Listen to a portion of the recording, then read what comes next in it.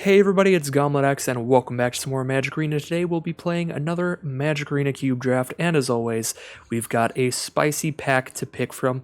So I think the safest card to take out of this pack is Fabled Passage. That's just going to be exceptional mana fixing in any deck. So that is certainly an option I'd recommend if you're trying to stay open and then just see whatever's getting passed to you highly.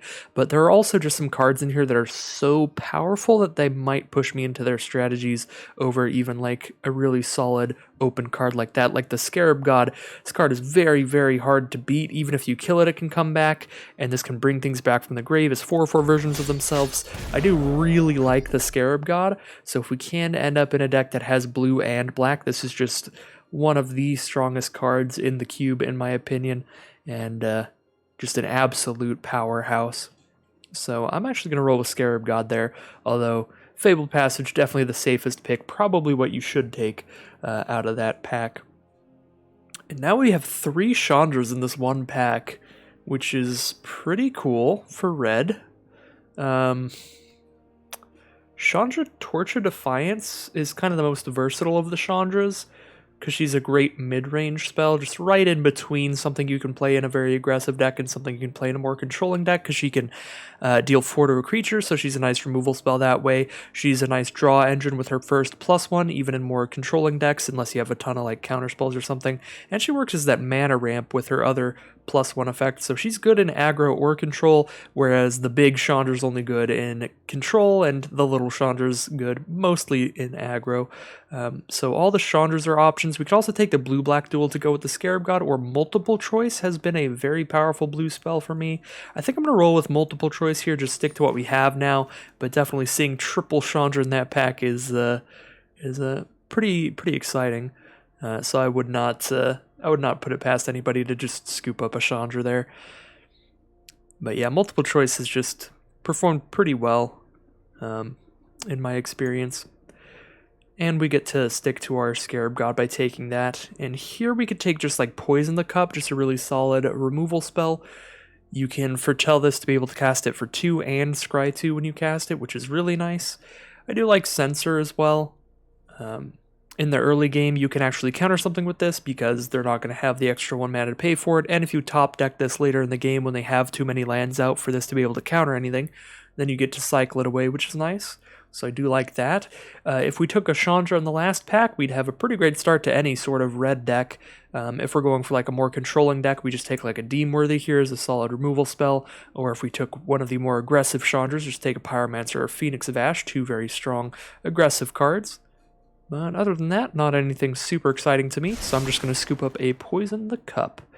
Ooh, and I am pretty excited about this pack. Again, great red stuff if we were on that train here, but there's a Neutralize, which is nice because it's a counter spell that you can cycle, and Crippling Fear can be a one-sided board wipe. If your opponent's creatures are small enough, you choose whatever creature type you want, and then creatures that aren't that type get -3/-3, so you can protect at least one of your creatures from dying to the Crippling Fear, if not more, if you have any sort of tribal going on. Don't think I would want Knight of the Ebon Legion in a blue-black deck, because we're more likely to be controlling, especially with the cards we have so far.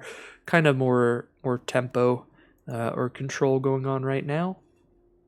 So I think out of the blue-black stuff, I like Neutralize and Crippling Fear. I also do really like Kolaghan's Command. That card has been very good when I've cast it in the past, because there are just powerful artifacts and stuff, so being able to kill a creature and destroy an artifact has been pretty good. And then we'd go to like Grixis if we do that, but I'm just going to scoop up a Crippling Fear, try out that Wrath effect. Now we have Ashiok, which is a really good finisher against more controlling decks, not so good against aggro. Doomblade is just fantastic, cheap removal. Sphinx of Foresight's interesting because it's fun when you have it in your opener. You get that free scry off of it. Otherwise, it's fine. 4 mana, 4/4 flyer that scries once per turn. We're not going to be a Priest of Forgotten Gods deck. That's basically exclusively for token strategies or sacrifice strategies. So black, red, or black, white. Really not going to work in any other color scheme, in my opinion. And I don't really think Bolas' Citadel is something we can really build around unless we have a ton of like life gain. So yeah, Doomblade, Ashiok, Sphinx of Foresight all seems solid to me. You know, I'm going to scoop up the Ashiok here. Have not gone for a major mill strategy this time around in the cube, and now we see a Folio of Fancies as well. We could just build like a mill deck here out of our blue-black that would combo well with the Scarab God. Of course, Ashiok doesn't combo well with Scarab God, exiling their graveyard, but any of our other mill cards will, and Ashiok combos well with other mill at least.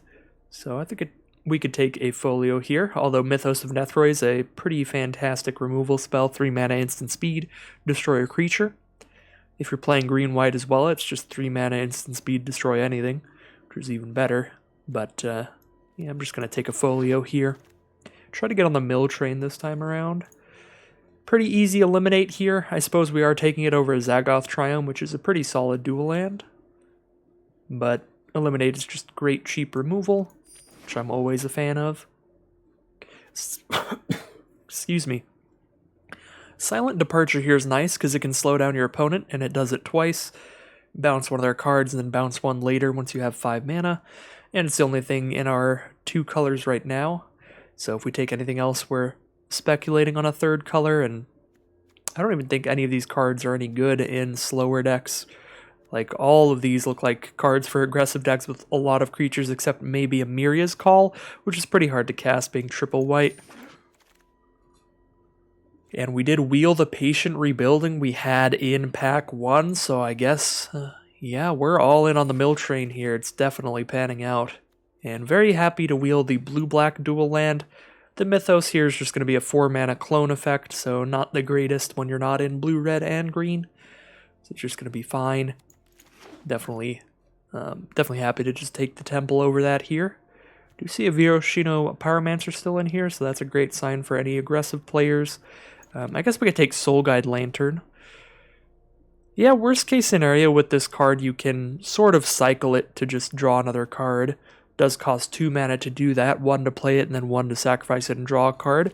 But the fact that it can replace itself pretty cheaply means that this is kind of one of the more main deckable graveyard hate cards, and when we're playing a mill deck, it's probably fine to have this in here, just in case we are playing against a reanimator deck that we're like heavily fueling their engines.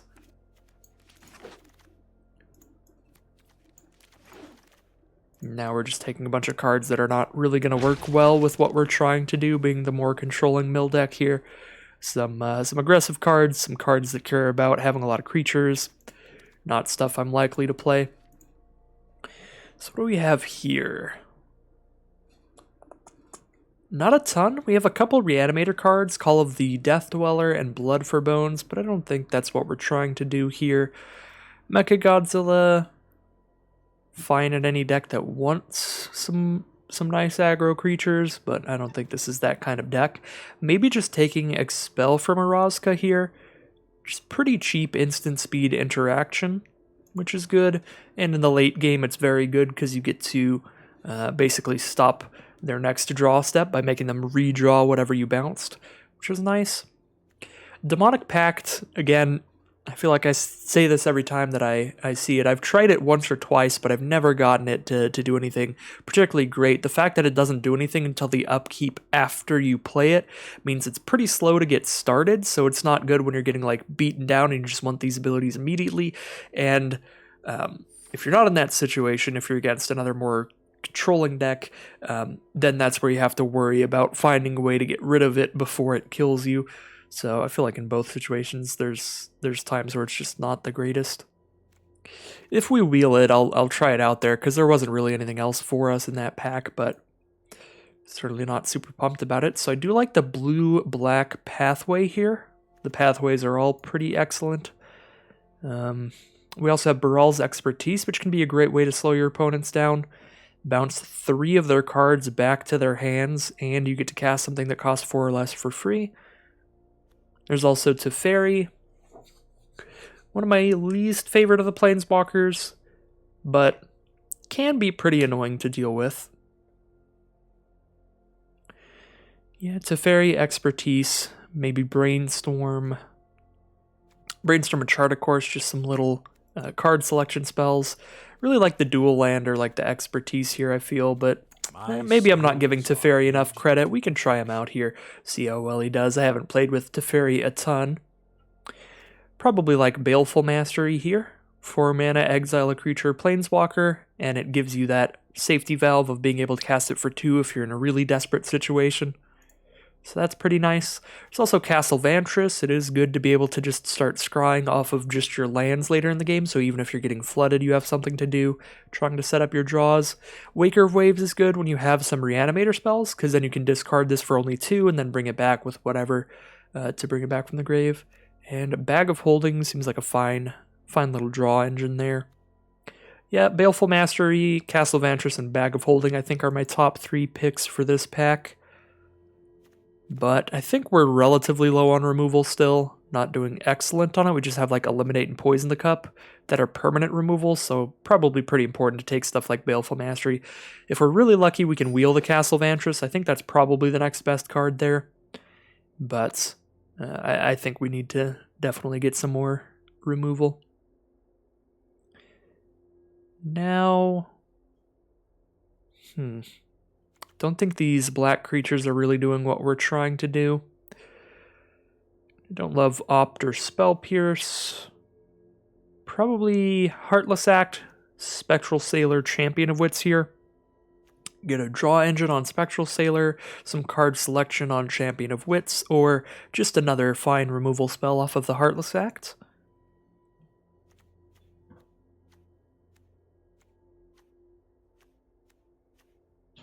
I think I'm just going to go for another cheap interactive spell and take a Heartless Act here. Ooh, Merfolk Looter. It's definitely a solid card in Limited. It's not often you get to play with these looting type effects anymore. They usually make them cost some mana to do. The fact that you get to do this for free on Merfolk Looter is really nice. There's a lot of good draw in here in general. There's also Jeskai Elder, which loots whenever you damage your opponent. Merfolk Looter is going to be a lot better in this deck than Jeskai Elder, just because we're not going to have a lot of opportunities to attack in. Golden Egg is solid too. Draw a card and you can mana fix with this later one time. Thirst for Meaning's some nice draw. And Skyclave Shade I don't think is what we're doing, because it can't block, so it's just a recursive threat. It's not really a recursive blocker. Just take the Merfolk Looter here. One of the cards from one of the newer historic anthologies that has not been in the cube particularly long, so it should be fun to play around with that. I think I'm going to take Thassa's Intervention over the Mire Triton here, but I think both would be solid here. Just a nice Death Toucher that also gains life when it comes into play is going to be good at slowing down the aggressive decks. Gives you that life to stem the bleeding and trades off with anything it blocks. Whereas the Thassa's Intervention is just like a big late game counter spell, and if your opponent just isn't casting anything, it's also a nice big draw spell. So pretty flexible late game card there, so I do like that. I feel like we've got a pretty decent amount of cheap interaction right now, so I'm going to grab the expensive one in the Thassa's Intervention. Now, Scholar of the Lost Trove is a card that's kind of just gone off every time I've had an opponent cast this on me. However, I don't know if we have all that much to combos about with it. You get to cast an instant sorcery or artifact from your grave for free. We don't really have many that would be good. Most of them are like, most of our big ones are X mana spells. I guess we get to exile something or Crippling Fear again. But yeah, Scholar of the Lost Trove is a card I've really seen go off a lot when my opponents use it, so I'll pick it up here. Maybe we'll get some more cards that would combo well with it later. There's definitely other options in that pack, but Scholar of the Lost Trove, definitely the card that I've been the most scared to see my opponents cast out of all of those for sure. Now we have Body Double or Stitcher's Supply. I don't really like either of these. I guess Body Double can be a creature in any graveyard, not necessarily yours, so if we're milling our opponent enough, that gives us more options to use the Body Double for, which can be good. I'm not going to play a Call of the Death Dweller here. Not only is it just strictly a Reanimator spell, it's a Reanimator spell for small creatures, so it doesn't even do anything exciting there. So we'll take the Demonic Pact. Probably not going to end up playing Demonic Pact, but we'll see. We do get to wheel Baral's Expertise here, which is good. I think I'll pick that up over the little cantrip draw spells. Now we have a Bag of Holding or a Waker of Waves. I guess now we have Body Double, which sort of combos with Waker of Waves. Yeah, I'll take the Waker here. Now we have Opt or Spectral Sailor. Something that potentially draws us multiple cards throughout the game if it survives, or something that just guaranteed gives us that nice cheap scry 1, draw 1. And take the Spectral Sailor here. And now we'll take a Thirst for Meaning. We actually do have an enchantment or two. We at least have a Patient Rebuilding as an enchantment. Ooh, Terramander might not be the worst in the world in this deck. We could have a decent amount of instants and sorceries. Yeah, we have 11 right now. But we're not often going to try to win by attacking our opponent a bunch, so hopefully we're winning off of the mill win cons. Anyways, out of this pack, I think I like Noxious Gearhulk the best. 6 mana for a 5/4 that destroys something when it comes into play and gives you life equal to its toughness. Just a really solid card for stabilizing. You kill something big and then you get a lot of life back from this card, and you have a creature that can trade into whatever they're attacking with next. Really, really nice late game card in these sort of decks, so I do like the Noxious Gearhulk here. Commit to Memory, usually it's a pretty solid card, but in the mill deck, I'm a little less excited about ever trying to cast Memory, because then we are shuffling our opponent's whole graveyard back in. But it is a solid card, it's definitely an option. I just think the Gearhulk is better. Now what do we have? Ooh, Atris Oracle of Half-Truths is a really great draw spell. 4 mana for a 3/2 Menace, and then your opponent gets to look at the top 3 cards of your library, and you do this little mini game where they put some of them face down and some face up, and you have to choose which of the piles you want. The easiest way to do this, if you don't want to play any mind games, is just always take the pile that has 2 cards, even if it's 2 face-up basics or whatever. You're still getting fine value that way. Yeah, I'm going to take the Atris. It's just a really fun card to play around with. There's other great cards here, like Archmage Emeritus. We have a lot of cheap instants and sorceries, so this card could definitely go off. But the sub-game that Atris gives us is just so much fun. I want to hop in on that train. Ooh, Torrential Gearhulk. Don't mind if I do. How many instants do I have? I have 7 instants. I suppose one of those is an X mana spell, though, the Thassa's Intervention. So I have 6 instants that I can recast off of Torrential Gearhulk. That would be good. Yeah, most of them are quite good, just like destroy a creature at instant speed, being able to flash in the Gearhulk after they attack, use a removal spell to destroy one of their creatures, and then block another one with Gearhulk. I can't emphasize enough how good the Gearhulks are, and I think Torrential Gearhulk is the best of them. Just a very good card there. Other than that, I like Murderous Rider, Disdainful Stroke, Voracious Great Shark for what we're trying to do here. Not Voracious Gearhulk. I wish all the Gearhulks are exceptional. Now I guess we have Cosmos Helix, where we could kind of just sit behind and try to draw extra cards, gain a couple life now and then. Doesn't seem fantastic in here. It's not great if it's not supported by a little bit of extra life gain, but other than that, it's a Glass Pool Mimic, and we don't have a lot of creatures. I guess there's situations where Glass Pool Mimic will be great. We do have both of the Gearhulks that are in our color. So if we have one of these on board and then we top deck a Glass Pool Mimic, all of a sudden Glass Pool Mimic is just incredible. Yeah, I don't love the Cosmos Elixir. We already have very similar cards, which are the kind of cards where you just tap a bunch of mana to put them on the board and they sit there just drawing cards. You can't have too many cards like that in your deck that are slow and non-interactive, and we already have like Patient Rebuilding that's sort of like that. We have Folio of Fancies that's kind of similar. Even Teferi, to a certain extent, just sits there drawing cards, not doing much. So I think Cosmos Elixir would end up getting cut over any of those. And here I kind of like Exclusion Mage to slow our opponents down, just bounce one of their cards, but Sedgemoor Witch is also a newer card that I haven't played around with much that accomplishes a similar task, because whenever we're casting our cheap removal, we're getting pest tokens, and those pest tokens can just chump block. I don't know, I'm going to roll with the Exclusion Mage still, but that could be a pack where we're supposed to take Sedgemoor Witch. Well, this will be a very easy pack. Just take the Ruin Crab. Get ready for the Crab Grave. Oh my god. My freaking brain has died here. Get ready for the crab rave. All right. Finally, I have spoken correctly. All right, this pack is really bad for us. Blood Artist wants a lot of creatures. Dive Down just protects creatures. Probably just a Field of Ruin here, but I'll probably cut that just for mana purposes. And again, not an exciting pack. I guess Haka, Whispering Raven, and Alrund, God of the Cosmos, is the best here. Maybe Reassembling Skeleton. We are milling ourselves a tiny bit with just like draw discard spells. Not really enough to do with the skeleton though. Ooh, I'm pretty happy to take a Maze Mind Tome here.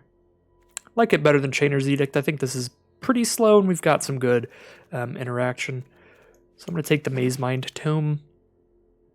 Gives you that nice card draw plus a little bit of life against the more aggressive decks. Salundi Vision or Fibblethip the Lost. I think I'll take Salundi Vision. I am a pretty big fan of all of the cards that are a non-land card on the front and then a land on the back. Just being flexible is always super nice. And here we'll take a Voracious Great Shark. Big old shark that counters a spell when you cast it. So that's pretty great. We get to cut a lot of cards here at the end. We have a 36 card deck right now, only 2 of which are lands, so we get to cut like 10 cards. So we really get to be selective about how we want to build our deck here. Kind of always the most difficult part of the draft for me is just deciding which ones of my beautiful babies I'm gonna get rid of. I tell you right now, it's not hard to get rid of the Parallax Styles though. That part I'm 100% fine with. Okay, Parallax Styles are gone. Now we need to cut 11 cards. Let's sort by creatures and non-creatures here. I don't think we want a ton of creatures in here. Just ones that have like really good enter the battlefield effects mostly, because that combos really well with the Scarab God and Glasspool Mimic. Because then Glasspool Mimic just like copies something with a good ETB and you get that as well. Scarab God can exile them and then bring them back as tokens. You get the enter the battlefield effect from the tokens happening as well. So definitely like Scholar and the Gear Hulks. Not as sure about the Waker of Waves, but we can treat that as like a 2-mana draw spell. And then it also gives us something cheap to bring back with Scarab God or something like that. Not so sure about Alrund. Alrund seems a bit slow, as does Haka, Whispering Raven.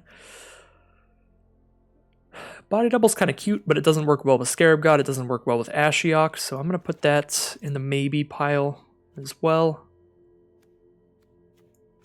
Terramander also seems a bit aggressive for what we're doing, as does maybe Spectral Sailor. I think we already have like a decent amount of card draw. I mean, not a ton of it. We have Atris, we have Teferi, we have Patient Rebuilding, Salundi Vision, Thirst for Meaning. Yeah, I think we have other card draw other than Spectral Sailor that can hopefully get us there.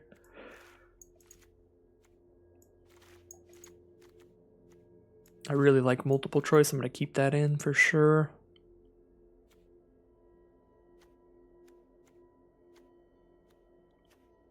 We got to make a lot of cuts here.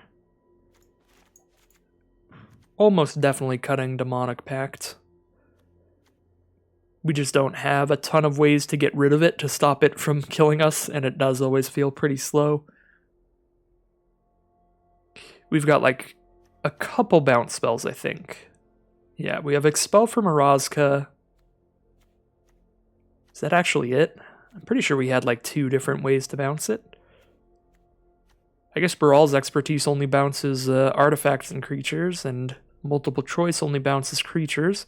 Yeah, I guess we only really have like 1 way to deal with Demonic Pact. That's going to be the first cut. That one's real easy. We need to cut 10 more cards. We have 3, 4, 5, 6, 7, 8 right there. We need to cut all those and still 2 more cards after that. Yeah, that's kind of crazy. Well, let's just get that out of the way then. We have to cut 2 more cards. We might actually be cutting the Merfolk Looter. Because of the other card draw that we have Teferi, Maze Mind Tome, Patient Rebuilding, Folio of Fancies, sort of. I mean, that makes both players draw. I actually don't love Folio of Fancies. I think that's the weakest mill card in here.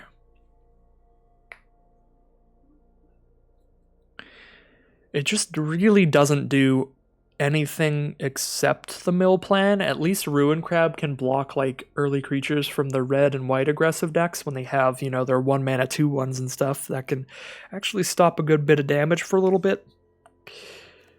Ashiok mills a lot very quickly, but I guess Ashiok does also just mill, much like the Folio Fancies. But yeah, Patient Rebuilding I really like because it mills and you draw cards off of it.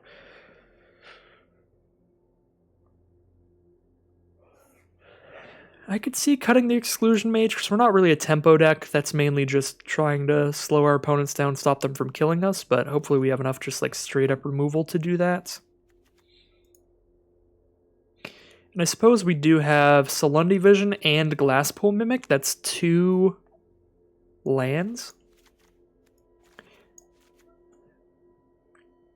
So we could also consider cutting 1 land here.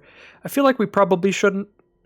Curving out and hitting every land drop all the way up to 5 and 6 seems pretty important to this deck. This isn't a deck that's going to be able to operate and win the game off of only drawing like 4 lands in a game. Like, that's just never going to happen. We really need to hit the 5 and 6 mana cards to get our win conditions on the board, like Patient Rebuilding, Scarab God, Gear Hulks. Yeah, I don't think I'm going to cut a land here. I think I'm cool with 17 lands plus 2 flip lands.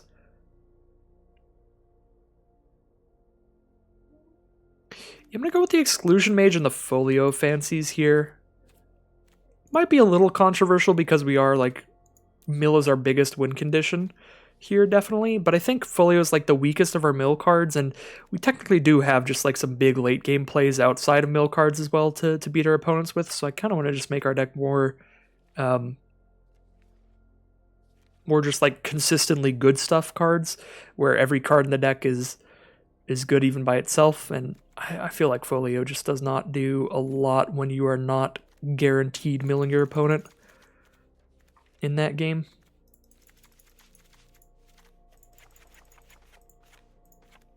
It costs a lot of mana to dump into it to start milling your opponent as well, which is rough. Like, even though Ashiok is just a dedicated mill card, that's all that Ashiok does. Ashiok does it for 3 mana. For 3 mana, that's the complete mana investment that you put into that card, and you're getting up to 20 cards milled from your opponent. Folio Fancies doesn't mill your opponent a single time until you put 2 mana into casting it and 3 mana into tapping it. So it costs, you know, a 5 mana investment just to mill your opponent the 1 time, which is probably going to be for somewhere between 4 and 7 cards. Yeah, it's just like a much more expensive, slower way to do it.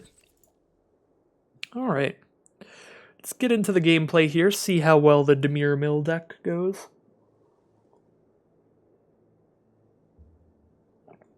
We definitely have some really powerful cards in here that don't have much to do with mill as well, so not necessarily winning every game off of mill at this point, since we did get those big enter the battlefield effects on stuff like the Gear Hulks and Scholar of the Lost Troves. If we can just use those to clear our opponent's board and then just start smacking him with 5-power creatures, that is also a way to win a game. And I am going to keep this hand here. Probably, I mean, we have 3 mana, which is nowhere near enough to cast these 6 mana cards, but we do get to scry off of Temple of Deceit. If it's not a land, we'll scry it away. We have Thassa's Intervention to potentially draw some cards. Yeah, a little risky, but I'm optimistic here with the scry, plus hopefully Thassa's Intervention with at least 4 mana. We just use this to draw 2, get closer to more lands. Ooh. Actually going to keep the Maze Mind Tome here. Sure, we have to draw a non-land, by drawing this Maze Mine Tome, but then this Maze Mine Tome digs us 4 cards deep to try to hit more lands.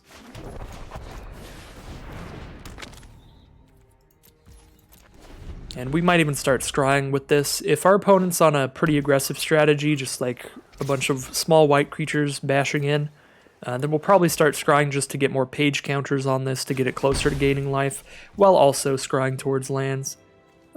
Starting with just Thraben Inspector, because we don't have anything else to do turn 3, I'm just not going to scry then.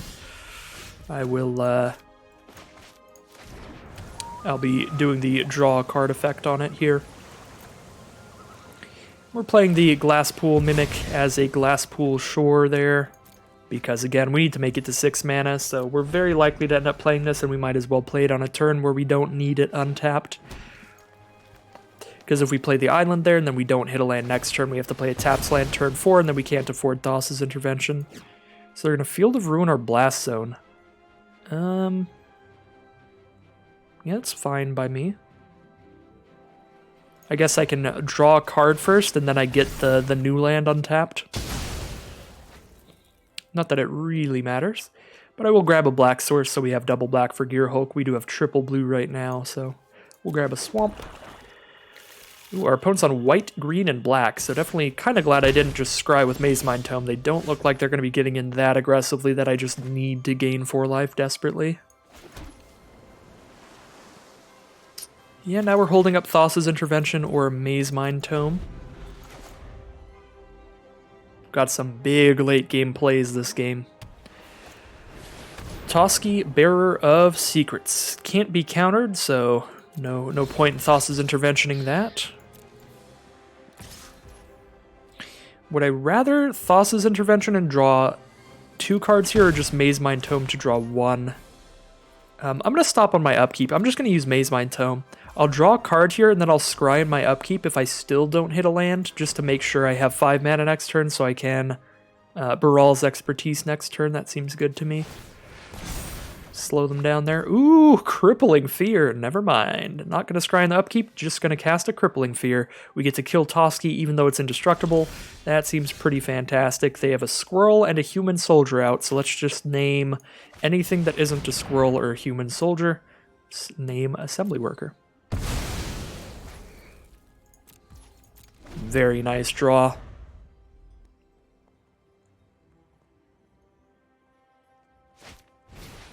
Isamaru, Hound of Konda, coming in hot. 1 mana, 2/2. I think I'll stop on my upkeep here now because I do want to hit the 5th land. Oh, I guess I'll just scry right now. Never mind. They're going to blow up the Maze Mine Tome before I get to gain some life off of it. We do have the land on top. We'll keep it there. Now I get to just drop down a Great Shark, maybe counterspell, or maybe just play a 5/4 to block the 2/2 and kill it. I guess we could play multiple choice as well, just slow them down and get a 4/4 token.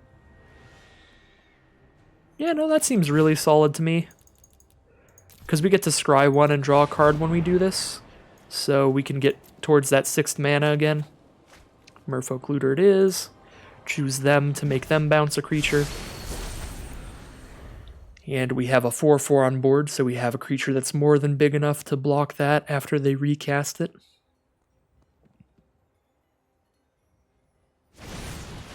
Giant Killer. I'm going to kill our 4/4. We have no instance in our graveyard for Torrential Gear Hulk yet. We do have our 6th mana, so they've Elspeth's Nightmared. So they're going to look at our hand and make us discard a card off of that. We can't get rid of that in any way. So they get to choose a non-creature, non-land, and force us to discard it. They can make us discard Baral's Expertise or Thassa's Intervention. I guess we just play Teferi here. Maybe Looter as well. Yeah, we're not holding 2 mana up for anything after casting a Teferi. So Teferi plus Merfolk Looter seems solid to me.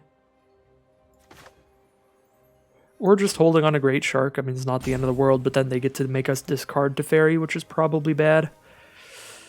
I think discarding Thassa's Intervention or Baral's Expertise is not the end of the world. Yeah, let's get our Teferi out. Get a nice new draw engine here. I will protect the motive. I do love a good puzzle.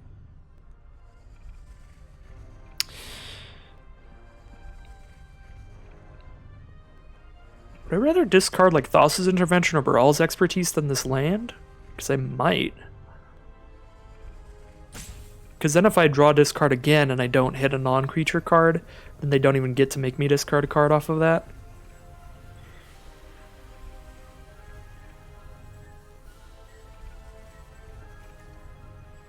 No, I'm going to get rid of the land. They'll probably get rid of Thassa's Intervention. But I would like to keep that.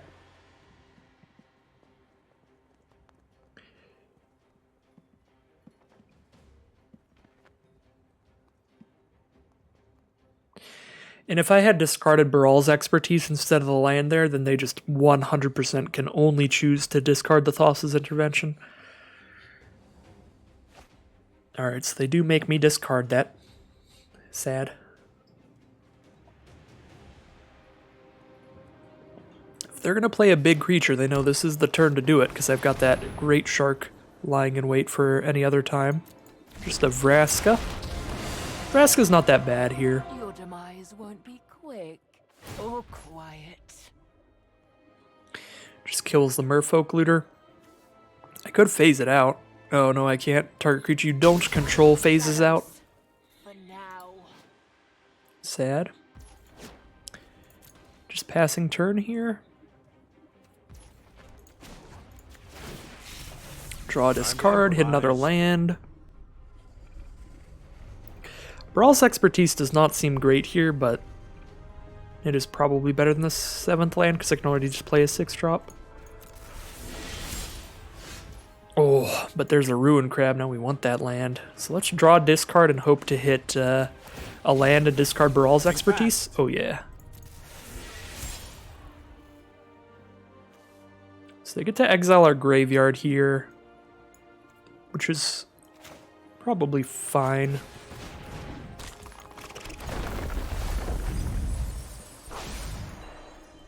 We get to hold up any of our Gear Hulks or Great Sharks. I love how Gear Hulk and Great Shark is like, when you just see it down there, it's like G and then it ends with a K. They just look so similar. And they're pretty similar, like big creatures with a large enter the battlefield effect. Everyone is expendable. It's just Gear Hulk Tribal over here.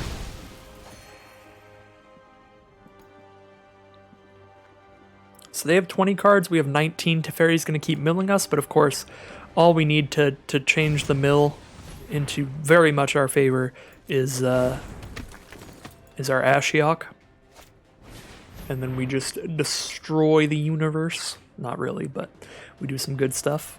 We can let him have all the small creatures, I think, because Ruin Crab can just block. Just hold on to our Great Shark here. I guess we could have cast Great Shark just to counter that and then start trying to bash Vraska. So that Vraska can't kill Ruin Crab.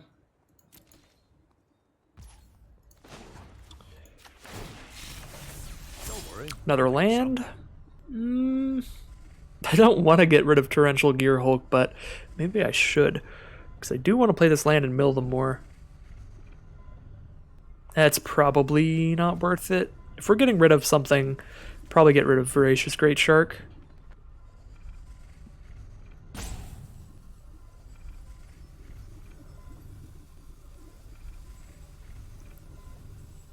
Now let's get rid of the land. I'm actually just going to dump the Great Shark out here, and then I can Gear Hulk this turn. Ooh, I did hit another land. That's pretty great, but I should probably draw this card before I do anything else. Or I could phase out one of their creatures. I could Gear Hulk the Giant Killer and phase out Isamaru to just snipe Vraska here. That's probably better. Giant Killer's definitely a bigger problem than the creature with 1 more power but no ability. Alright, now we know we get to keep Ruin Crab.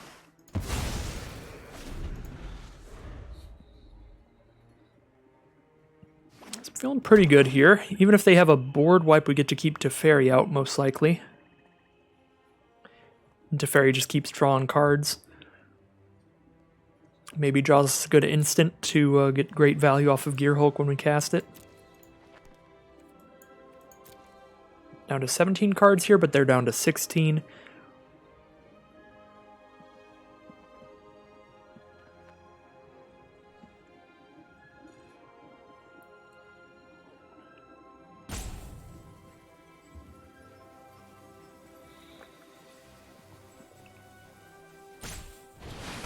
Voracious Hydra on 6 to kill Noxious Gearhulk.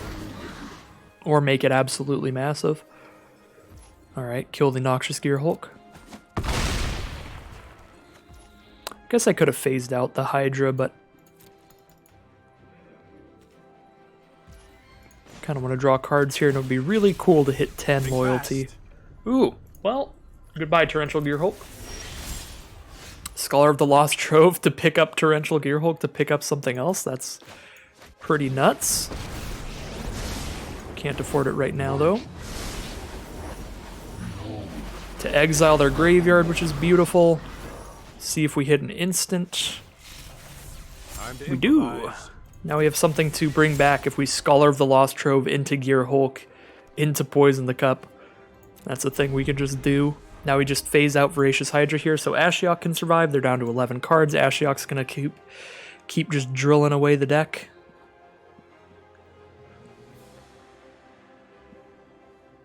Alright, well, we're one game into this draft, and Teferi is performing quite well here. But it's also because we got to put Teferi out on a mostly empty board.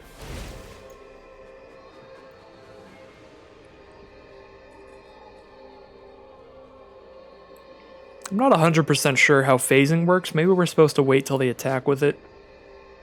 Because I don't know if it untaps when it's phased out or anything like that.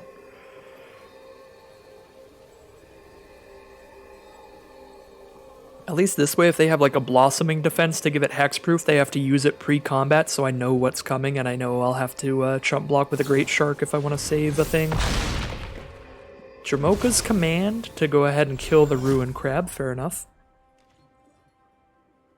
Does slow down the mill, but Ashiok's probably got this. Down to 7 now. Teferi's going to be big enough to phase one of their cards out and still survive. We can Scholar here to destroy the Isamaru and get Gearhulk back. I guess I could have got the Noxious Gearhulk too if I wanted. Yeah, they're just going to scoop him up. Yeah, Scholar of the Lost Trove with both of the Gearhulk seems pretty insane because it can bring back artifact creatures, and those Gearhulks have such massive enter the battlefield effects. So that was really just kind of a nuts game all around. Kind of all of the facets of our deck operating at full functionality at the end there. Just our big enter the battlefield effect creatures and our big mill spells. Alright, well, another hand where we're stuck on 3 mana at the start with some big cards in hand, which is a bit risky, but we've got a good amount of lands in here. As I said before, we've got the 19 because of the flip lands, and we do have a Heartless Act at least to interact in the early game. We get to scry 1 off of Temple of Deceit.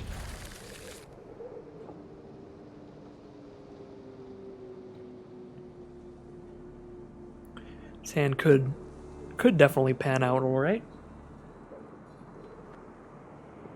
Far from the riskiest hand that I've kept in a while.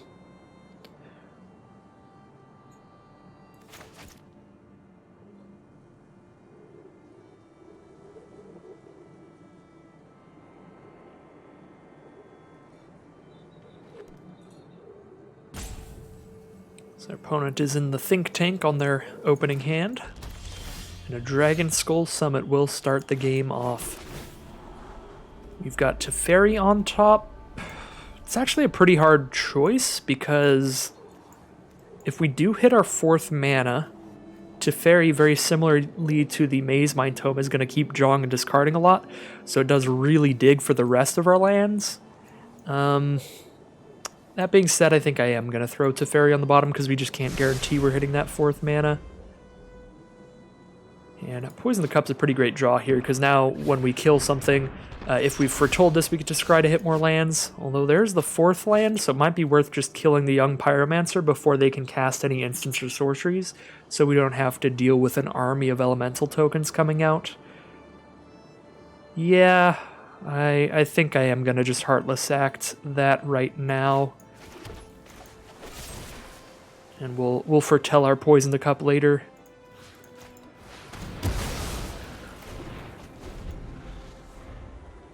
Seems like the kind of card it's pretty important to kill before they untap.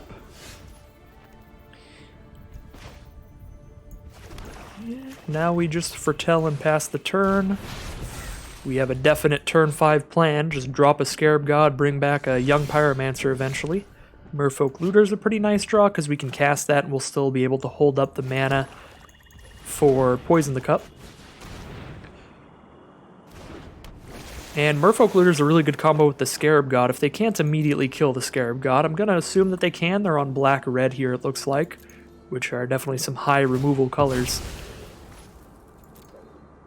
Although the red is not going to work particularly well against a 5 toughness creature. Most of the red removal in the cube is like 4 or less damage, like Lava Coil, Shock, Lightning Bolt, all that kind of stuff. Gonti is the play. Gonti is going to go off. We don't have a counterspell here. Merfolk Looter is summoning 6, so we can't even use that. Yeah, we just have to let it resolve. Although if we Poison the Cup Gonti, we might be able to bring their Gonti back with our Scarab God, which could be fantastic.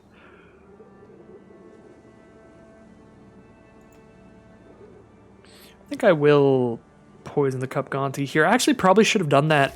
Actually, yeah, a little bit of a clever trick there. I should have done that in response to Gonti, because then I get to scry to look at the top 2. If there's anything good, we shove it on the bottom, and anything bad, we just leave it on top. Yeah, that was a miss there.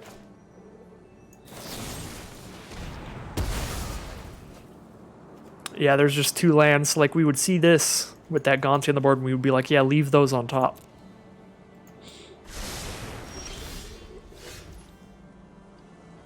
Alright. Do I want to run out the Scarab God? I think I do.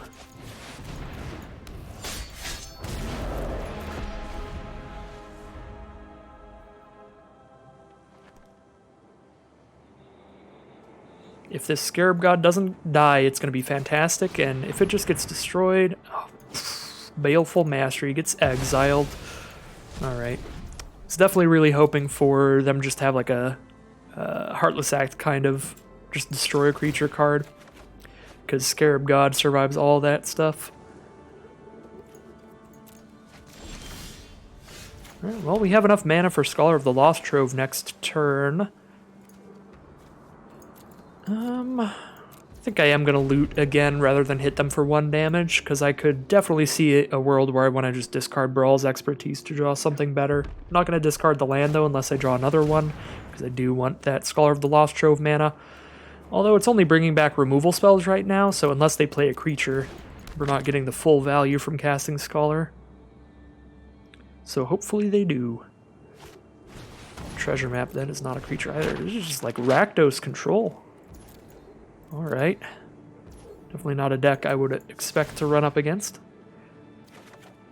But maybe they just have like a lot of planeswalkers and stuff to protect. Well, we can run out the Scholar, but they can probably just kill it. Just keep looting away these lands. Searching for other stuff. Yeah, I'm going to loot before I do anything here, because I don't want to have to dump out the Scholar and do nothing, but if I don't draw anything else to put on this board, I've got to like put pressure on them, because otherwise they're sitting here scrying and drawing while I'm sitting here doing pretty much nothing, just filtering through my cards. Yeah, if we just draw another land, we're just going to have to dump Scholar out.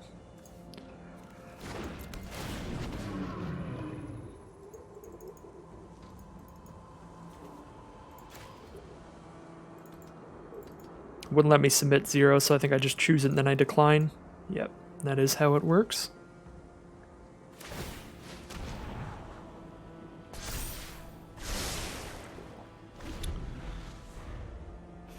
Definitely really don't like seeing Treasure Map plus Maze Mind Tome in this situation. They got the Gear Hulk out of my deck.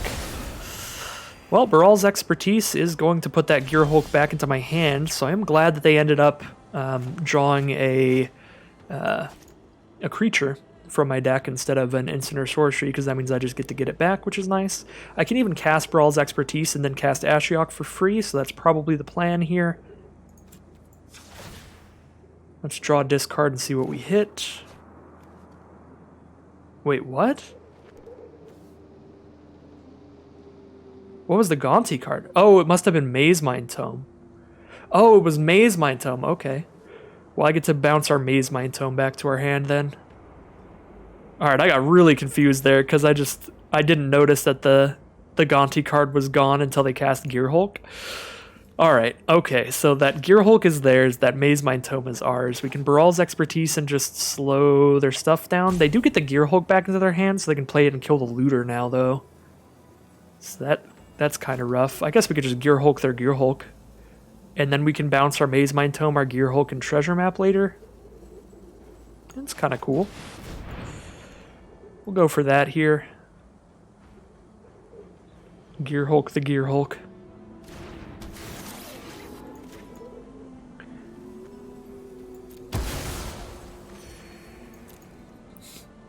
My mind just completely exploded there when I drew Noxious Gear Hulk.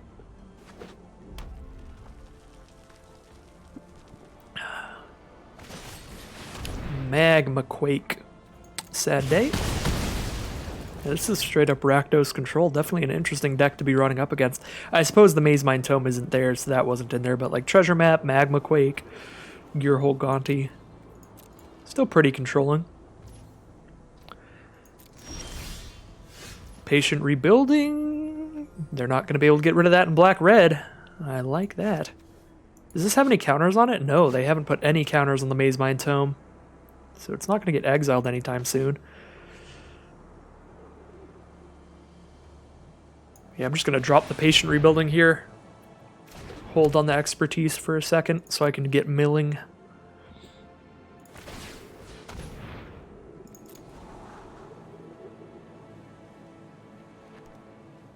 I suppose Ashiok would mill them faster, but Patient Rebuilding also refills our hand, which is definitely good here. Our hand is not very great. I mean, like, Ashiok's a great win condition, but we don't have a lot to survive if they play, like, a good threat. We can just temporarily stave it off.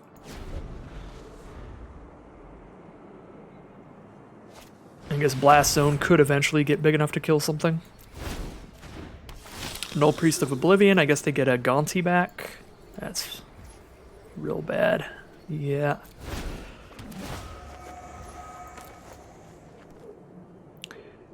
Gaunty right back to his old tricks. Do kind of wish I'd exiled their graveyard by now with Ashiok, because that worked out pretty well for them.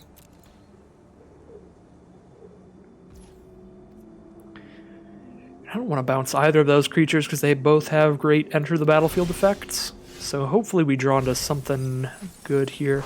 Didn't hit any lands out of our deck, so we don't draw into anything there, but we can just cast Atris here and see what we draw into. I guess I'll only have 3 mana up if I do that, but I'm only taking like 4 damage. Yeah. Patient Rebuilding plus Ashiok should hopefully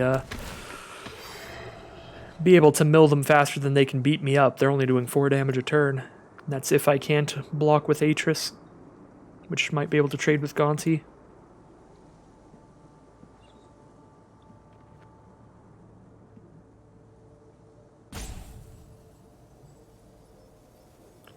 So again, the simplest way to use Atris if you don't want to play the mind game is just always take the pile with 2 cards.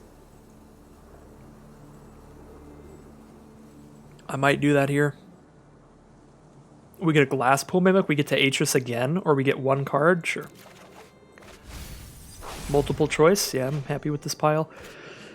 Do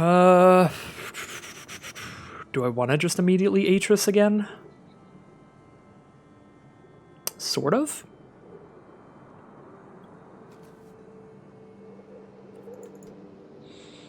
Would I rather do that, or would I rather Ashiok them? If I Ashiok them, Ashiok might just die. I am milling myself a lot here, but again, Patient Rebuilding plus Ashiok, we can probably mill faster than we're going to mill ourselves. Yeah, let's just do this.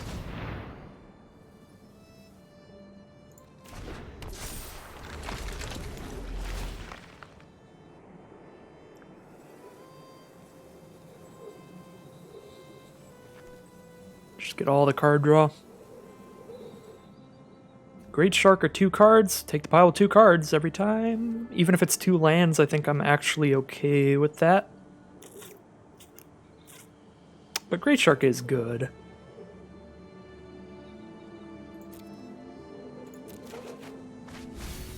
Yeah, but we can use more lands here, and Patient Rebuilding, drawing us extra cards means we're probably going to be in situations where we need a million mana, so I'm okay losing Great Shark.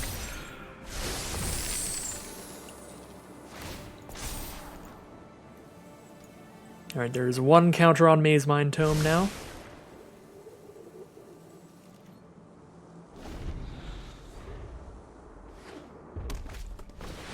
Sarkhan the Masterless. Please make a dragon token. Thank you. Now Baral's Expertise will do something pretty spicy.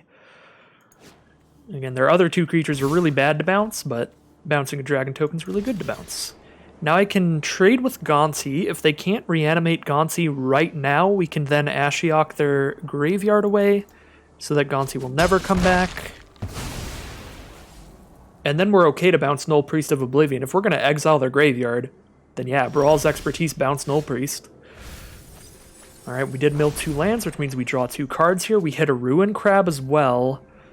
Alright, well, we've got a lot to do here. We've got 4, 5, 6, 7, 8 mana. We'll have 9 mana after playing a land. So Ruin Crab plus a 5 mana spell, that's 6. We'll have 3 after that, so we can Selendi Vision as well.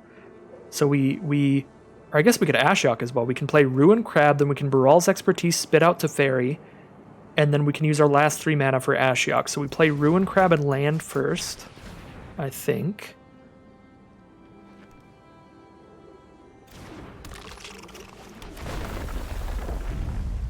Because we want to mill them all before the Ashiok mills them, because we want their whole graveyard exiled. Alright, they kill Ruin Crab, that's fine. Still milled 3, which is good.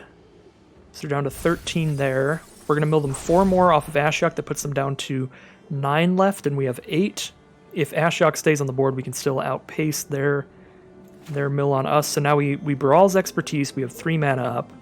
Baral's Expertise bounces Null Priest, Dragon, Maze Mind Tome. That slows them down to where just Sarkhan is hitting us. I guess Sarkhan could hit Ashiok, but we can use Teferi to phase Sarkhan out so that both our Planeswalkers survive. Yeah, this is fine. So Baral's Expertise, bounce Null Priest, Dragon, Maze Mind Tome. Cast Teferi for free.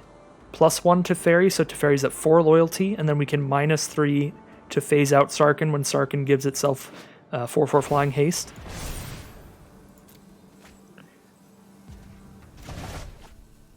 We want to cast Teferi for free. We want to +1 Teferi before we pass the turn. Draw Baleful Mastery, that's pretty great. We'll discard our land. We'll cast Ashiok. Exile their grave so that Null Priest can't do anything. They're down to 8 cards because they drew off of the Maze Mind Tome as well. And now we have Teferi on 4 loyalty, ready to phase out anything that's trying to kill Ashiok here if they can't just cast a spell to kill Ashiok. And if we untap with an Ashiok out, that's game, because they're down to 7 cards in the library now. Patient Rebuilding mills 3, Ashiok mills the last 4. And there's the concession from our opponent there, leading us into a 2-0 start to this draft.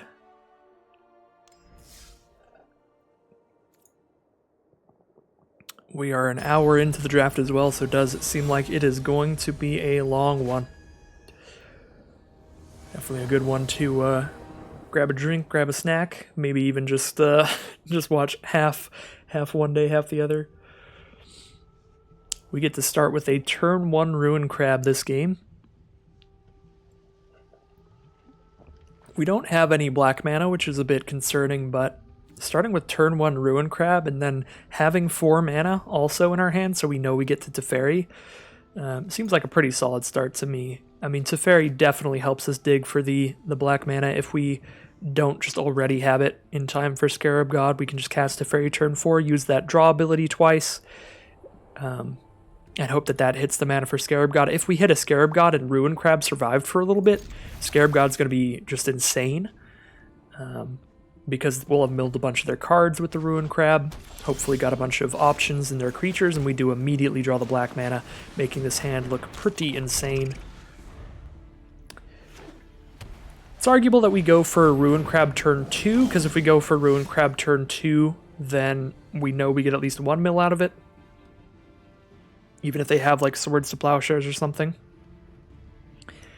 So I probably should have done that, just play the Temple turn 1. I think I kind of want to hold on to Salundi Vision now that we have 4 mana naturally, so I'm going to play Temple of Deceit here. We do hit 1 creature and a Danto Vanguard, and they seem to be mono-white aggro-y stuff here. I like multiple choice here. That gives us something to play next turn. We have Atris turn 4, that's going to hit the land we need, most likely. We'll just take the 2-card pile, and it's probably going to be 2 basics. So turn 3 now, we can multiple choice just to slow them down, make them bounce a creature. Oh yeah, that seems really good now that they've got Maul of the Skyclaves.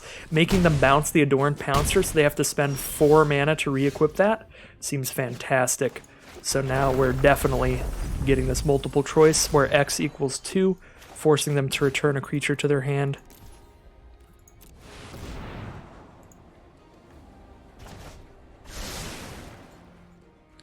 Now they have to recast the Adorned Pouncer and re-equip the Maul. That's going to take them 2 turns to do. And they play a Shale Dean of Radiance here, and now we have the 4th mana to drop Atris out. Which seems like the play. I guess we could go with Teferi as well. Yeah, being able to phase out if they equip a Maul does seem good.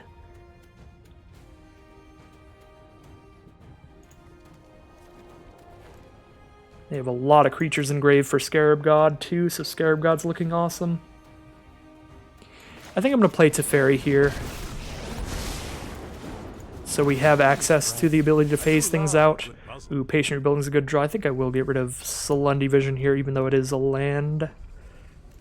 I guess we don't have an instant in our grave. We could get rid of Torrential Gearhook. That's the card we're the farthest from playing. I suppose Patient Rebuilding doesn't do anything like immediately, whereas we're definitely casting Scarab God and Atris in the meantime here. Huh.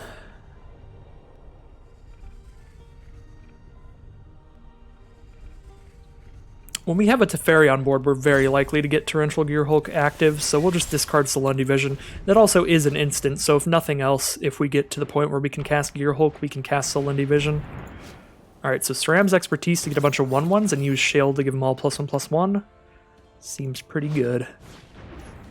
And they get to cast Adorned Pouncer for free and give that a +1/+1 as well. Alright, well now we are digging for our -3/-3 to all creatures spell here.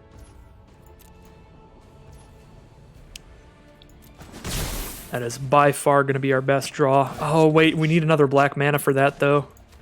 So we're digging for a black source and that spell. I'm actually going to keep this land. We do need the land. I think we're getting rid of Patient Rebuilding. It's just going to be too slow now that we're facing all this. We draw Heartless Act. That's not terrible. What do you got for us, Teferi? Got another land.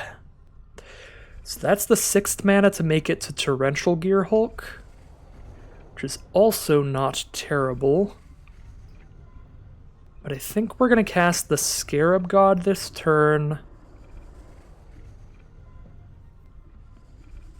Cast the Scarab God this turn.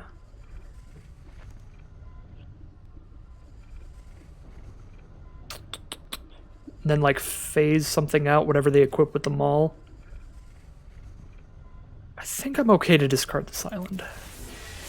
Because even if we don't have 6 mana next turn, we could just use like the Scarab God's effect if Scarab God doesn't die. Or we can like Heartless Act.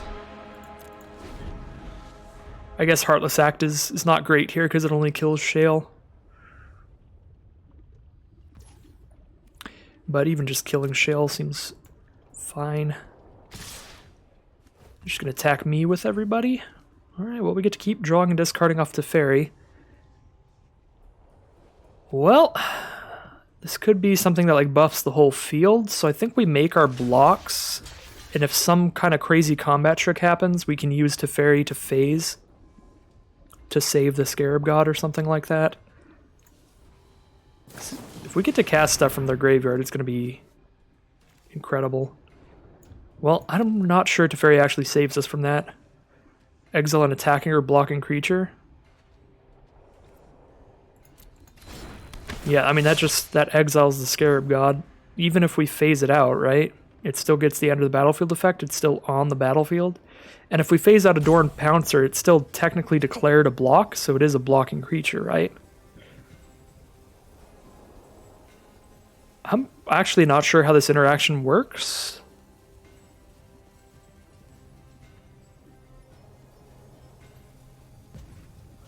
Probably dead either way, so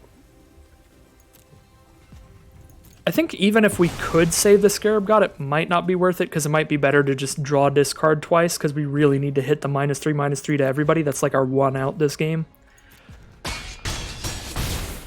But I would be interested if anybody knows for sure how those interactions work. If I phase that out, does it still exile the Scarab God? I think it does, and if I phase out Adorned Pouncer, is the Scarab God still technically a blocking creature, so does Sigrid still exile it?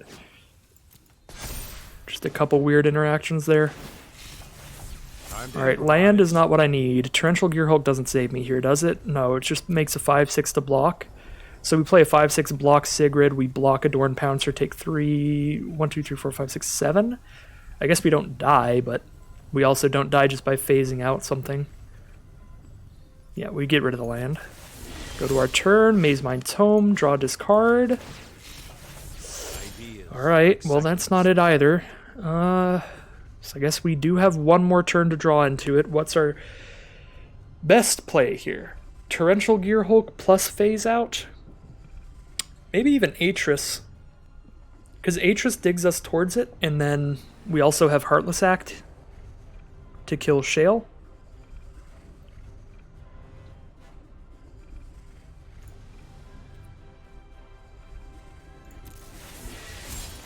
Yeah, I'm going to go for Atris. Holding 2 mana up. We'll take any pile that has Crippling Blight.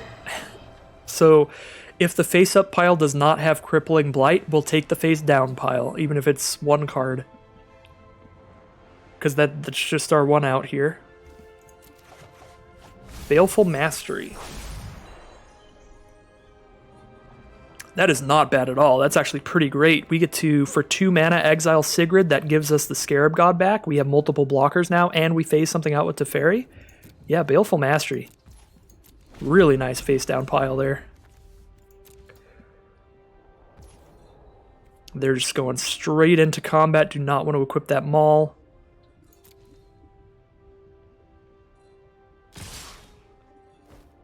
They're going to declare all these attacks. I think before I make any blocks, I'm going to try to get rid of that Sigrid so we can get back Scarab God and block with that as well. They do get to draw a card, but that's actually fine because we are sort of trying to mill them. They're down to 13 cards now. Now we can block with the Scarab God as well. All this is coming at my face. Okay, so we go block, block, block, take 3 damage. Do we phase out with Teferi, or do we still try to get that -3/-3 spell? If you phase out a token, it still exists, right? I'm pretty sure it does. I wish I could see the reminder text on phasing. It's such a corner case ability. Teferi is the only card in the past like 20 years that has phasing.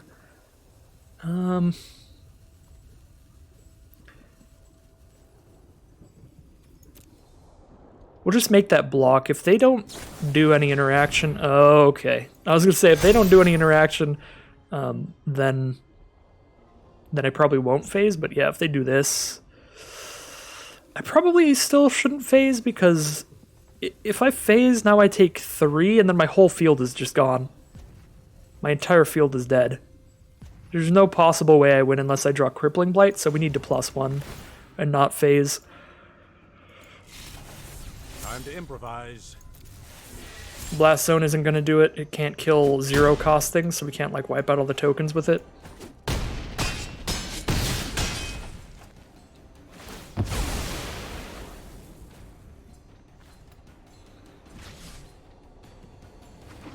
Teferi's getting pretty close to the ultimate, but I don't think he's going to make it there. Come on, Crippling Blight! Scholar of the Lost Trove. We need to draw another land to do that. We can +1, discard a card, discard Torrential Gearhulk, then we can Scholar into Gearhulk into Baleful Mastery. That gives us 2 blockers and kills one of their creatures, so we have 2 blockers against their 3 attackers, and we can phase with Teferi. That's one way to maybe survive here. We'll see what we draw into. So a land or Crippling Blight are some outs.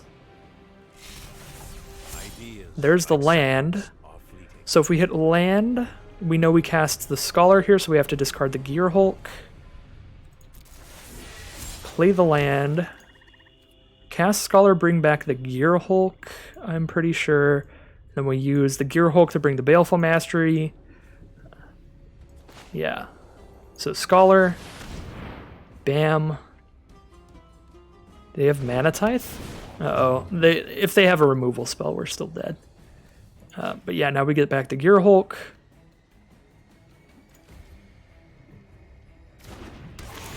Now we bring back the Baleful Mastery. Because otherwise we're taking 2, because they can get through with some of these. We exile one of the 2-power creatures, because we do have a flyer to block Shale.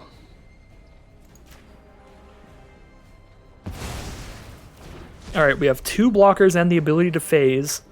We do have to stop every single attacker, because they could put the Maul on the Shale, and then all of them would hit us for lethal. So this is the only way we could have played it out, to have the ability to stop every single creature from attacking us. Angel of Sanctions doesn't do lethal, because now we just don't block Shale, but we block both of the 2-power creatures. Because we block one with Gearhulk and the other with phasing.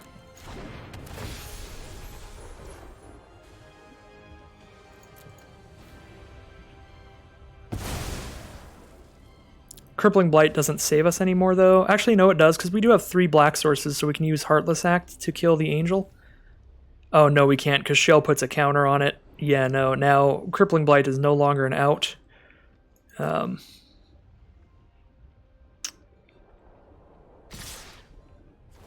Yeah, and we have to minus with Teferi or we die, so we can't try to take 2 extra turns off Teferi to get out of this.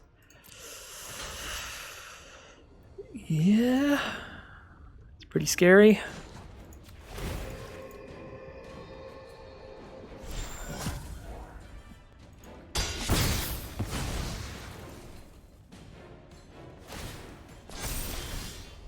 Ashiok is the draw. We can mill them 4. They're still at 8 cards, so that doesn't get there. So we got a plus.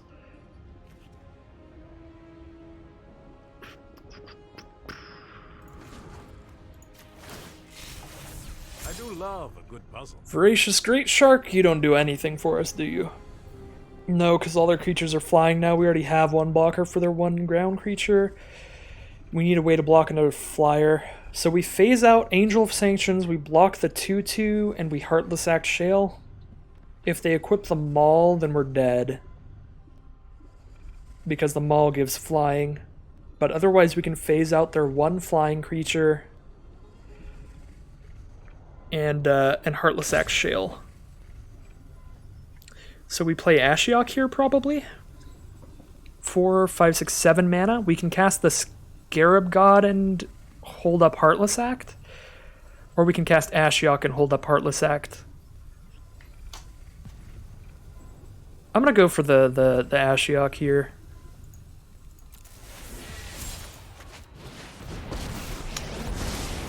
It's riskier because now if they have removal, they just kill the Gearhulk and just get in on the ground. But we're already dead if they just equip the Maul to the 2/2.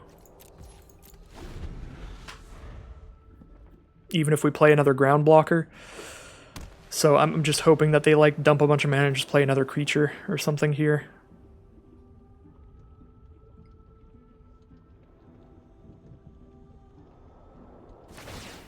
Nope. They see the line, so it's over. Phase that out, but we can't kill that. Heartless Act can't kill it because it has a counter on it. We could get rid of the counter, but we just die. We could draw discard, though, and maybe draw something excellent, but we don't have anything. Think fast. Well, do we? Heartless Act plus Eliminate? No, because now we've lost the ability to phase. Yeah, no, so it didn't matter.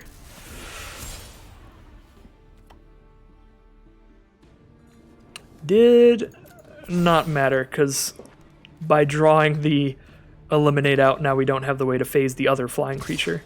So either way, we can only deal with one of the flyers.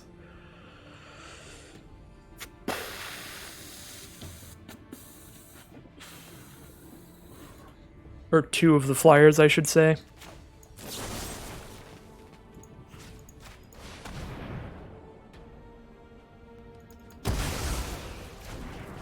Actually got pretty close at the end. I'm very surprised how long we managed to hold out there.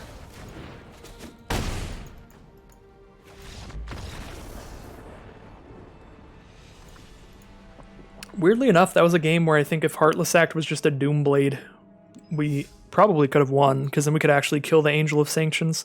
Not being able to kill that was a big downer.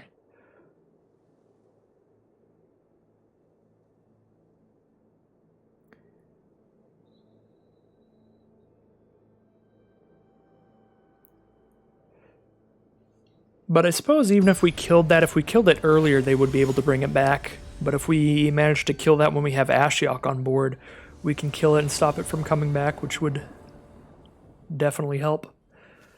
Alright, gonna keep this. We've got Ruin Crab, we have 3 lands. We have the Salundi Isle on Salundi Vision there. Just need to hit one more land to make it to Teferi, and Teferi's draw ability can always hit us the rest of the lands we need. Going for that turn 1 Ruin Crab. And it does not get punished. Woo!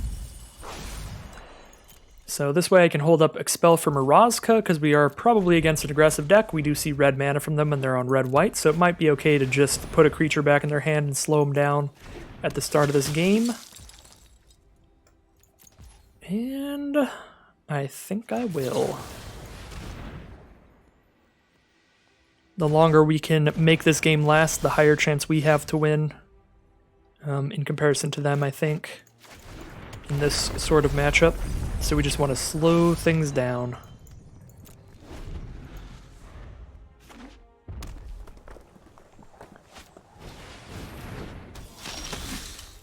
Danto Vanguard is back. Teferi gets to go on the board and can phase that out. It takes impressive knowledge to be a temple. Ideas. Ooh, by Atris. seconds are fleeting. This Phoenix of Ash is definitely going to be able to come back as much as they want, which is not great. I guess they can bring back Phoenix of Ash and attack Teferi with Phoenix of Ash and a Danto Vanguard. So I have to chump block with Ruin Crab to save Teferi there. So Teferi is probably going to die. If Teferi dies, what's our best follow-up plays? I mean, we have Ruin Crab on the board, so I really want to keep Patient Rebuilding. Do I get rid of the land and then I can just Atris even if I don't hit another land?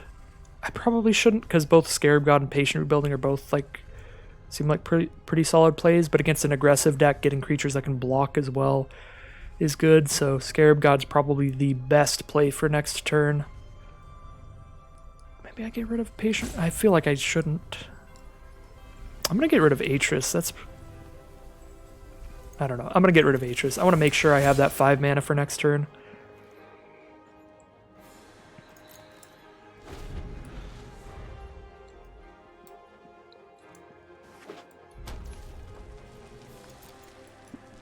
And they're not going to kill Teferi. They have something better to do than Phoenix of Ash. Alright, well, we take the 3.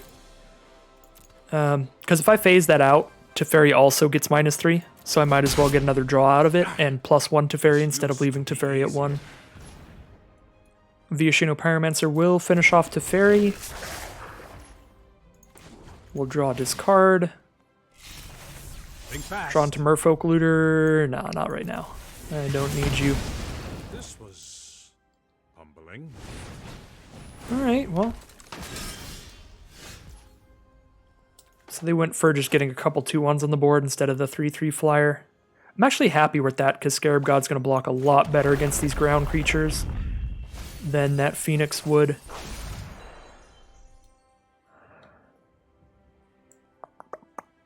Because that Phoenix would just get in past our Scarab God. If I just dump down Patient Rebuilding, how much damage am I taking here? I block there, take 1, 2, 3, 4, 5, 6, 7, 8. But they get milled like 6 cards a turn.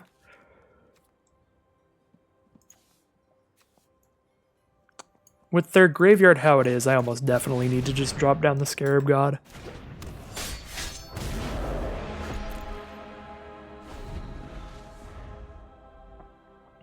Go for the slower, grindier plan.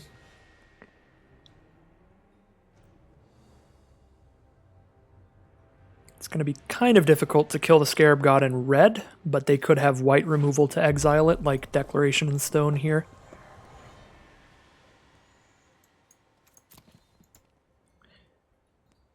So I'd expect a Phoenix of Ash here, because if they can't kill the Scarab God, if they don't bring the Phoenix of Ash back right now, then I can bring it back on my own field.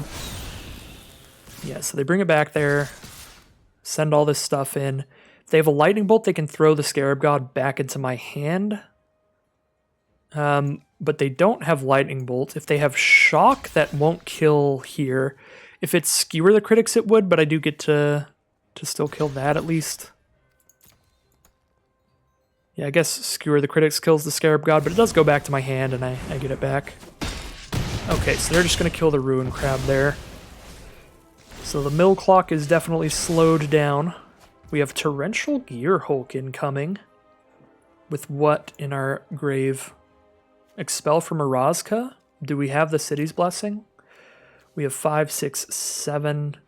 Wait, 5, 6, 7, 8. We'll have 8 permanents. We don't have the City's Blessing, so it'll just put it back into the hand, but just putting Phoenix of Ash back into their hand seems pretty good. So I think we pass here, and then we just can use Torrential Gearhulk or the Scarab God at instant speed. We could get... Out of their graveyard, we just get a 4/4 on the ground. Out of our graveyard, we get Atris to do a big draw spell, which is nice, or we get a Ruin Crab and start milling again. We'll see what happens here. I'm probably going to cast the Gearhulk and put Phoenix of Ash back into their hand to slow them down. Especially if they put another +1 counter on it. My god is dead, but Oketra's teachings still guide. I will guard your advance. +1/+1 counter, gains indestructible until end of turn. Okay, so it doesn't do anything when it attacks, so we can let the attack go through. I'm going to Gearhulk right now. I could wait and see if they pump into it, but then if they don't pump into it, I take 4. I'd rather take 0. They're just going to scoop them up there. Because Torrential Gearhulk into Expel, throw the Phoenix back into their hand. We now have the ground all cluttered up. Their only way to break in is by recasting the Phoenix and getting in for flying damage. That being said, we didn't have any way to stop the Phoenix from getting back in. We didn't have a counterspell or a flyer of our own. But it can definitely feel that way against the control decks. So I think the game still could have gone either way, but Torrential Gearhulk into the Expel for Mirazka was definitely a very good card to have there.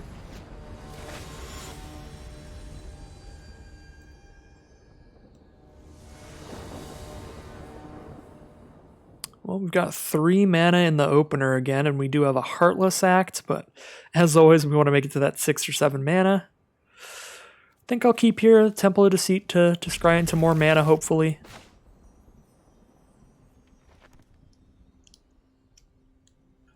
As always, the Temple of Deceit has been pretty fantastic today. We're going to keep that land right there. We do need another blue source, though. Actually, no, we don't. This is a blue source. never mind. Just take any land we can get. Seagate Reborn will start things for our opponent.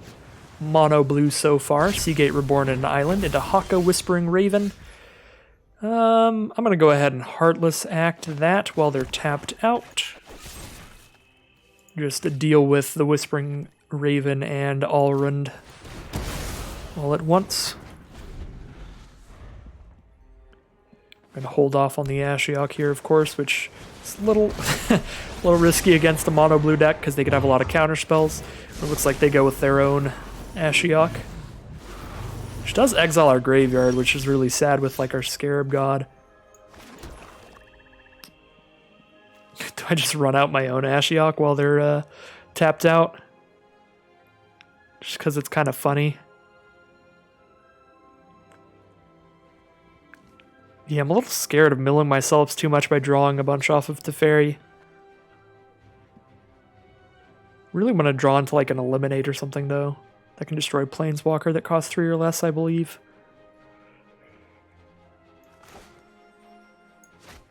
I'm going to roll with Teferi here.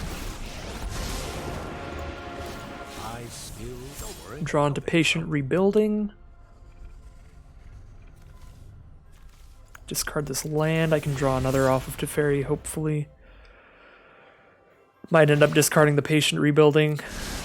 Unfortunately, our Gear Hulk and our Scholar of the Lost Trove are just really bad against Ashiok because Ashiok does exile our graveyard. That is a huge, huge benefit to the Ashiok here. It's pretty disastrous for us. Yeah, I'm going to get rid of the Scholar actually, just because we're pretty far away from it and it does... it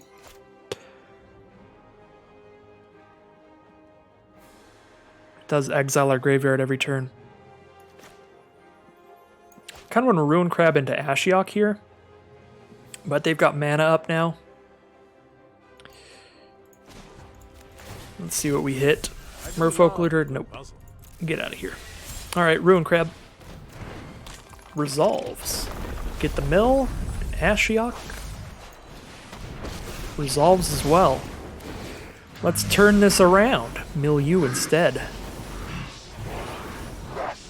Okay, so they're on blue-red. They have 21 cards, we have 18 cards. We can definitely, if they can't kill Ruin Crab here, mill them faster than they can mill us, especially because we're going to play a Patient Rebuilding as well if they tap out. They didn't have a counterspell before, so they probably don't have one now, so we just drop Patient Rebuilding and just start stacking all the mill on top of each other. Okay, draw, discard. Multiple choice, get out of here. Thassa's Intervention is nice to be able to counter something they have. We're down to 12 cards, and Ashiok mills us 8 more.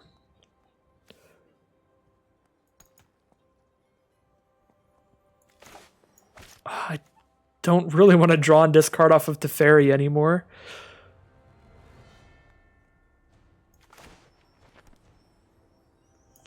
I'm going to Patient Rebuilding here.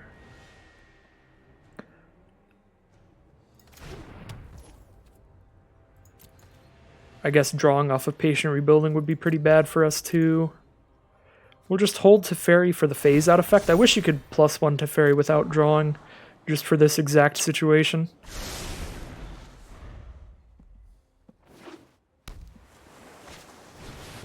Jace, Wielder of Mysteries, no!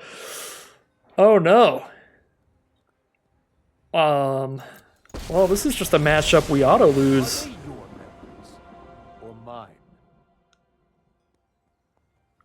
We're the mill deck against the card where whoever mills first, that's fine.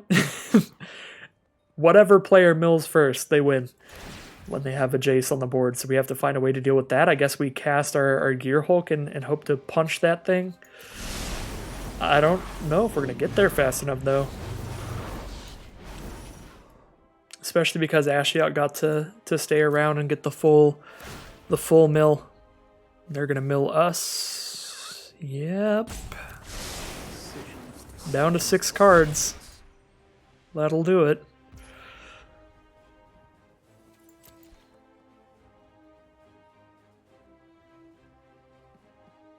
Yeah, I don't think there's any way here. Even if we find the way to mill them out, they still win with the Jace on board. So we do have Gear Hulk mana to play the Gear Hulk. But by the time it attacks, we have 0 cards in our library because Ashiok just does its thing one more time.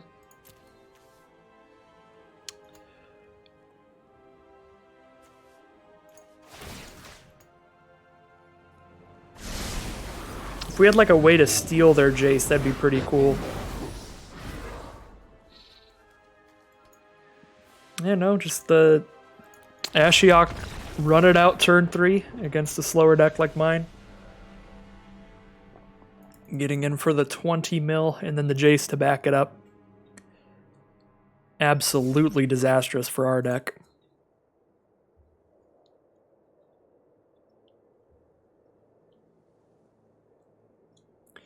Very rock, paper, scissors kind of match there.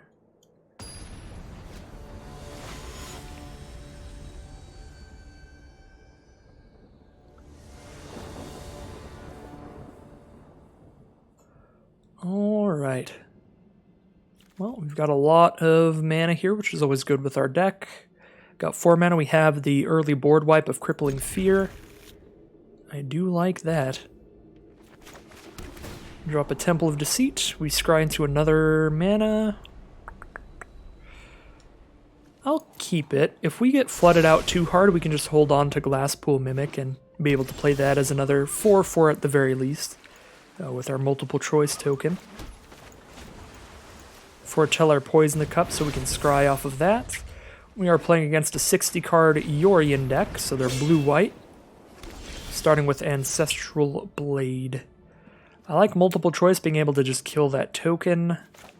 So I don't think I want to Poison the Cup here, but I also don't want to multiple choice quite yet. Because we might be able to lead into a nice Crippling Fear, and multiple choice on X equals 4 is always fantastic. So we can just wait for that, take a bit of damage here. I don't expect the blue-white deck to be aggressive enough that we need to blow up the 2/2 right now instead of waiting till turn 5. With the Form Engine, they can copy their activated, triggered abilities, instant sorceries, permanent spells. Alright, if they've got the mana up to play around with that. That is an incredibly powerful card. No attacks here. Alright, well, we'll dump down our multiple choice, I think. Although we could also just dump down Patient Rebuilding or Ashiok while they're tapped out. We play Ashiok and we have the Poison the Cup to kill their attacker if they send it at Ashiok. Patient Rebuilding, we would just take 2.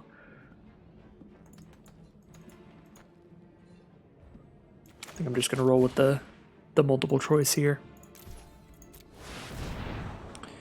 Drawn to eliminate. I mean, if they play their own Ashiok, that's going to be important, but other than that, I don't expect any more like cheap creatures or planeswalkers really at this current point. I'm going to get rid of the eliminate. The only thing I can really think of that we would need eliminate for would be if they have an Ashiok.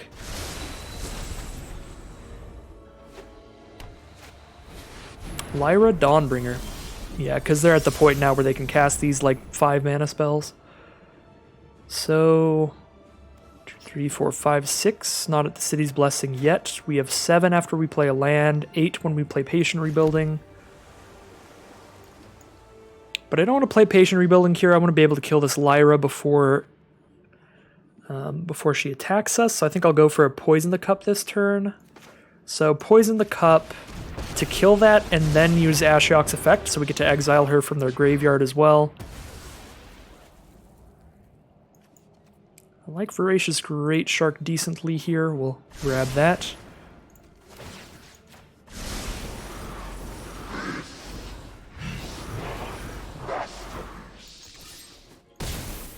Just start bashing in with a 4/4.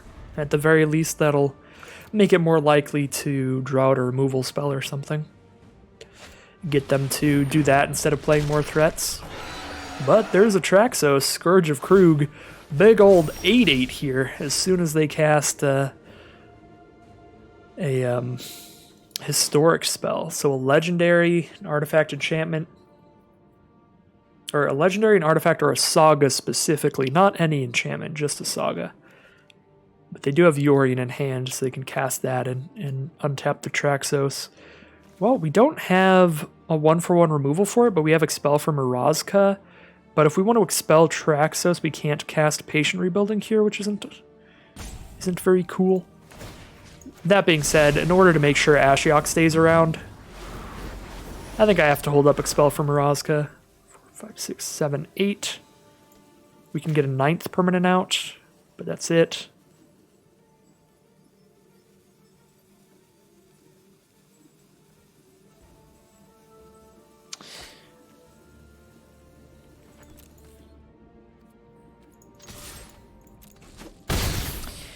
I'm going to pass here. Rather than play Glasspool Mimic as a 4/4, I'm going to hold up the ability to cast Voracious Great Shark if they end up playing like a really good spell.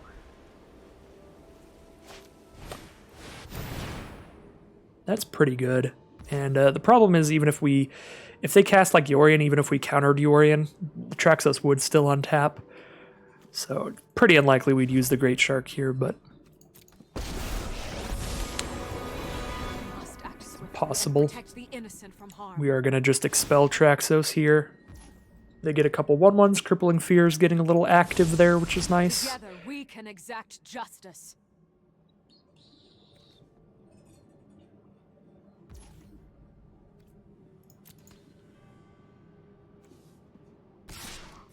Okay, they're going to attack us here. We probably still need to bounce that thing.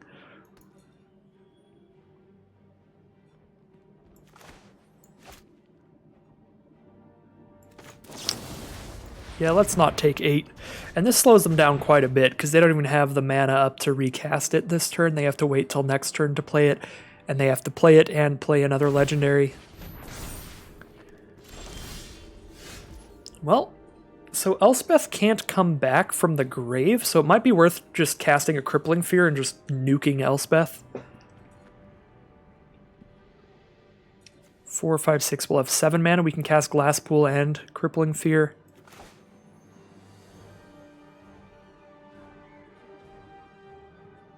We could also Crippling Fear and hit them for 4, put them to 8, but then, you know, Yorion or Traxos is big enough to block the 4/4.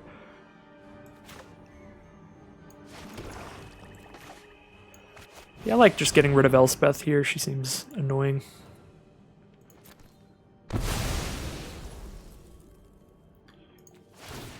Oh no, we don't Ashiok until we kill that Elspeth. I suppose it doesn't really matter, because we're going to keep exiling everything else that goes into their grave, so it's incredibly unlikely that they get enough cards to escape in like one turn. But still.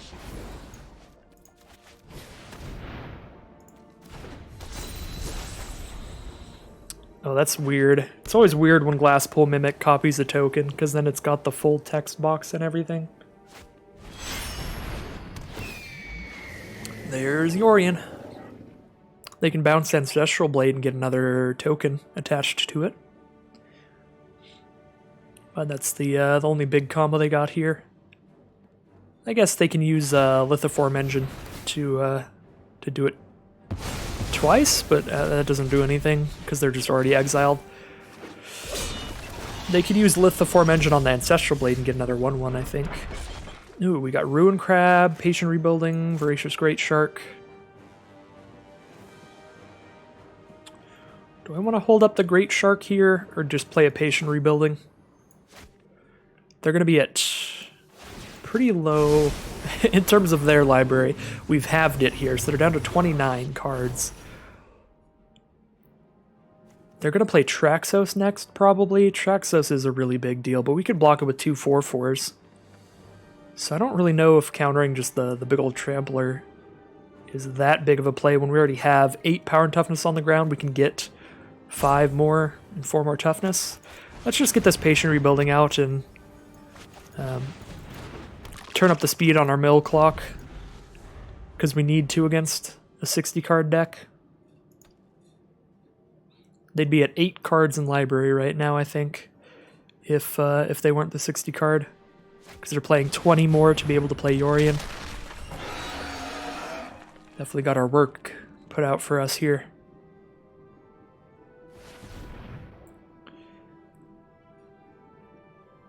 They're gonna suit Yorion up and probably attack us. They might kill Ashioctus to stop 4 more mil.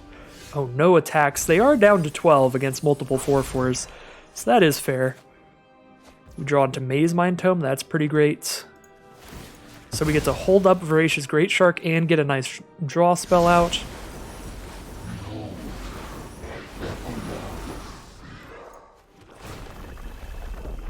I should have played the land first to exile more cards from their grave. Because they do have random flashback and stuff we've been seeing. You know, Elspeth, Think Twice, stuff like that. Alright, play the Maze Mind Tome, hold up the mana to Voracious Great Shark to counter something. If we don't need to counter anything, we can just use Maze Mind Tome to draw a card.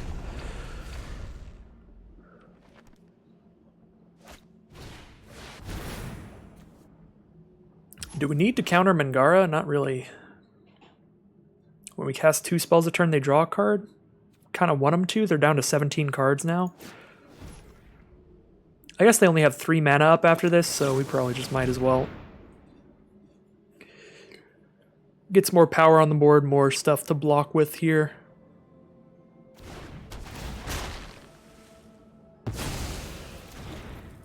So we're even less worried about Traxos.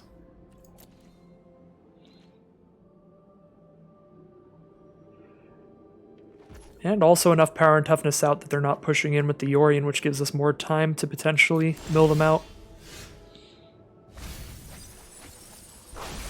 Because they do have to worry about blocks as well. Scarab God is wonderful here, as is Noxious Gearhulk. Just some sick draws. We've got a Mangara, a Sigrid. Kind of like just playing a Scarab God and bringing back one of their cards against them here. We have the mana to do it.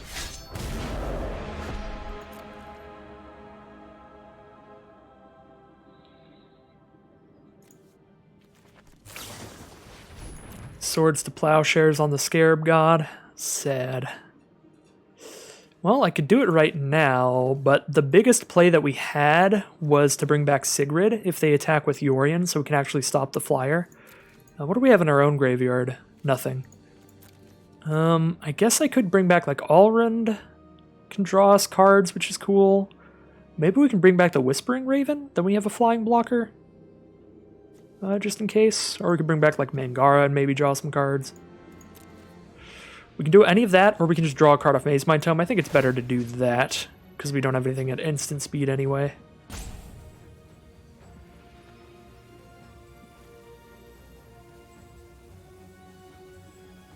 Let's get a lifelinker. Let's just pull out a 4/4 lifelink and Mangara, I guess. And gain more life off of the exiling of Scarab God. Just give us enough life to survive long enough for patient rebuilding to finish things here. They're down to 10 cards now, so even if they kill Ruin Crab, 3-turn clock. Overwhelming Splendor. Well, that does kill kill Ruin Crab, basically. We have nothing but 1/1s. Yeah. Overwhelming Splendor is a problem. None of our creatures have any abilities now, including enter the battlefield effects. So even if we cast a Noxious Gearhulk, it doesn't kill anything. Even if we play a Merfolk Leader, it doesn't draw discard cards. Actually pretty scared now. They're down to 7 cards, so it's going to turn into a really close one at the end here, but Overwhelming Splendor is pretty disastrous. Actually, all of our cards, not just our creatures, literally all of our cards can't use activated abilities. So we can't even use the Maze Mind Tome. Ooh, this is very bad. We're just all in on patient rebuilding here. I guess we just dump these creatures out. We don't have anything that's going to get rid of an Overwhelming Splendor, so let's just get more blockers. So we can block Traxos with 7 power and toughness, I guess.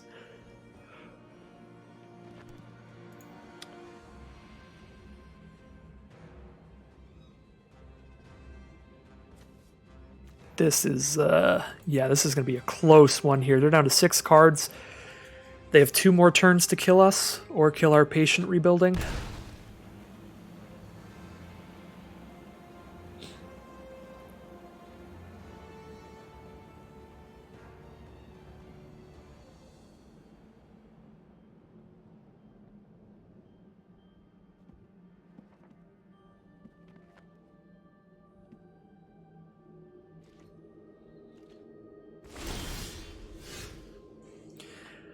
Right. Very happy seeing them not attack here. Down to 3 cards now. That's 1 turn. Just pass, and if we untap with this patient rebuilding out, that'll close things out unless they have a Jace as well. Torrential Gear Hulk. Uh-oh, what do they have? Do they have something that shuffles graves back in right now? I don't think they do. Just a 5/6 here. They have a swords to plowshares. Get rid of a card, gain some life, I guess. Get rid of the Ruin Crab. Alright, I guess just in case we could get rid of Overwhelming Splendor somehow. They get to double it up. Get rid of as many of our blockers as possible here.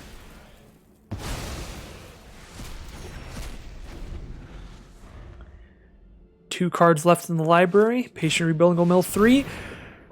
Oh my god, Jace, Wielder of Mysteries, is gonna close it out on us here, and we're gonna go 3 and 3.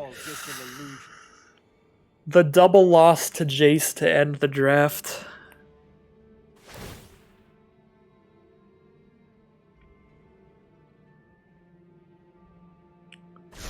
Let's try this.